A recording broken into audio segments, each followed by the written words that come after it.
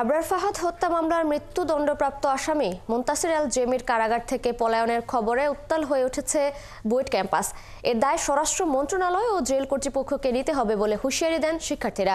রাতে শিক্ষার্থীরা বুয়েট শহীদ মিনার থেকে মিছিল বের করেন। মিছিলটি পলাশী মোড় ভিসি চত্বর হয়ে ঢাকা বিশ্ববিদ্যালয়ের রাজু ভাস্কর্যে এসে সমবেত হয়।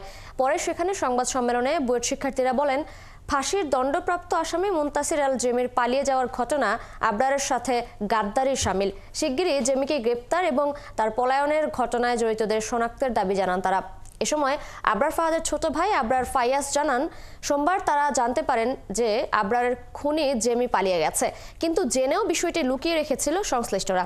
আসামি জেমি আদৌ 6 আগস্ট পালিয়েছে নাকি পরে পালিয়েছে তা নিয়ে সংশয় জানান তিনি। 5 তারিখের পরে অনেকে পালাইছে। এখন আমি কিভাবে বলবো যে অন্য কোনোভাবে পালিয়ে যে এখন সেইটার উপরে দায়ী চাপিয়ে দেওয়া হচ্ছে না, সেটাও তো আমরা বলতে পারি না। কারা কর্তৃপক্ষ ও স্বরাষ্ট্র মন্ত্রণালয় এই ব্যাপারে নিজেদের দায় কোনোভাবেই এড়াতে পারেন না। আমরা সরকারের কাছে দাবি জানাচ্ছি, অতি দ্রুত খুনি মুনতাসির আল জেমিকে খুঁজে বের করে আটক করতে হবে।